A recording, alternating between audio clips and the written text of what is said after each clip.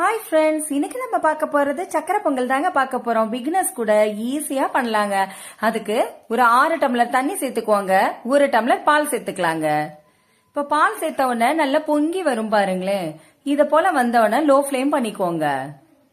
இப்ப நான் 1 டம்ளர் பச்சரிசியை 1 மணி நேரமா ஊற போட்டு வச்சிருக்கேங்க. 1/2 டம்ளர் பாசிப்பருப்பு அதுவும் ஒரு 1/2 மணி நேரம் ஊற போட்டு வச்சிருந்தேன். ரெண்டுமே வாஷ் பண்ணிட்டு இப்ப பானையில சேர்த்துக்கலாங்க. பாருங்க, இத போல எல்லாமே எடுத்து சேர்த்துக்கோங்க. லோ ஃப்ளேம்லயே இருக்கணுங்க, ஹைல வைக்க கூடாதுங்க. பாருங்க, இத போல நல்லா கலந்து கொடுங்க.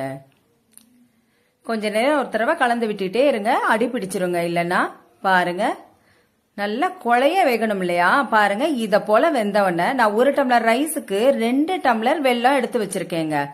பாருங்க, இத போல சேர்த்துக்கோங்க. கொஞ்சம் கொஞ்சமா சேர்த்து கலந்து கொடுங்க. பாருங்க, இன்னொரு தடவையும் இதே போல சேர்த்துட்டு 2 டம்ளர் ஆச்சு வெல்லம் எடுத்திருக்கேன். அதை நல்லா கலந்து கொடுங்க. கலந்து கொடுத்துட்டு இத போல மிக்ஸ் ஆன உடனே 4 ஏலக்காய பொடிச்சு வச்சிருக்கேங்க. அதுவும் சேர்த்துட்டு ஒரு தடவை நல்லா கலந்து விடுங்க. இப்ப 1 ஸ்பூன் நெய் சேர்த்துக்கோங்க.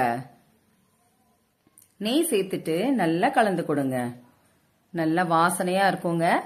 இப்ப பேன்ல 2 ஸ்பூன் நெய் சேர்த்துட்டு முந்திரிய நல்லா பொன்னிறமா வறுத்துக்கோங்க. இது கூடவே திராட்சையும் சேர்த்துட்டு வறுத்துக்கலாங்க. திராட்சை நல்லா உப்பி வரணுங்க.